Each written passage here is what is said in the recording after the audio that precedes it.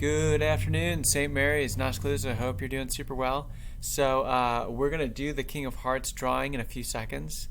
I am going to first give my lesson, and it's super awesome. So I think that we're going to do 5 drawings so that it moves along a little faster. But if the Joker gets drawn, the person wins $100, but it starts over. We're probably not going to put the King of Hearts in. We're just going to keep the Queen of Hearts going.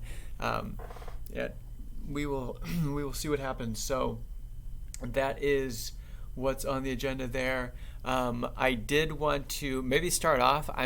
I went to the library the other day and picked up this crazy book, and it's just like called Purgatory, and it has like a hand and like a cross like reaching up. It's pretty intense, but it's super awesome. I think I was just reading a couple of stories, and it just kind of like explains like the just from different saints, like what they've kind of experienced. Many of the saints has seen purgatory, so many people have, witnessed it themselves and seen. Kind of a famous one was Anastasia. No. It was Saint. What was her name? I think that might have been it. But before she was martyred, she had a vision, and she had a vision of, I think it was her 11-year-old's brother, or it was either 7 years old or 11 years old. I can't remember. But she had this vision of him in purgatory. And he said she was suffering from some sort of sore on his face, the same sore that he died with, just in a great state of thirst. And there was water that he couldn't get to. So she had this vision before she was martyred. And one of the things that she spent the whole day in prayer and sacrifice and stuff, and then at the end of the day, she had received another vision of him being in paradise and clothed with beauty and stuff like that. So I think that's a bit striking just because of the age, but yeah, I think that oftentimes it's not talked about, and I think that's just like a great disadvantage to us spiritually.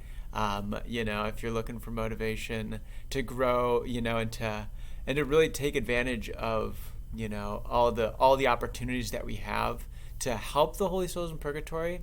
There was another woman who died who was a religious order and said, like, I can no longer pray for myself. Like, that opportunity is lost. But we forget about it. Nobody talks about it. And, like all these people who could greatly benefit from our efforts and our prayers and stuff like that, like they're missing the boat, and then at the end of the day, I kind of have this saying that I myself invented, which is pretty cool. I'm gonna be one of the people in the saint books maybe one day, and it's like Thomas Leah said X, Y, and Z. Probably not actually, but one of the things that I like to say is like, would we rather know about this now, or would we rather wait until we're sitting in it? Like I like to talk about this stuff because it's good to hear about it, right? So it's a little more intense. That book is awesome. I love that book because it's just like, wow, like let's just gain as many treasures as we can here on earth, because it is profound the amount of good we could do. I'm going to give a talk on the youth group later.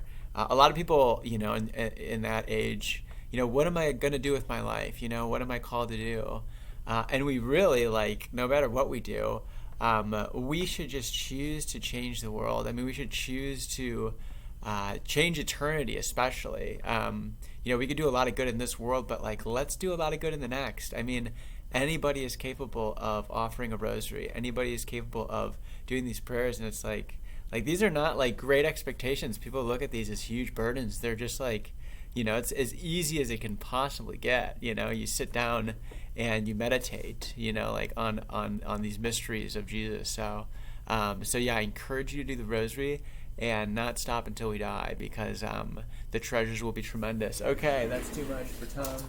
I know that people only listen to these if I leave them at like 5 minutes, so let's just cut to the chase here.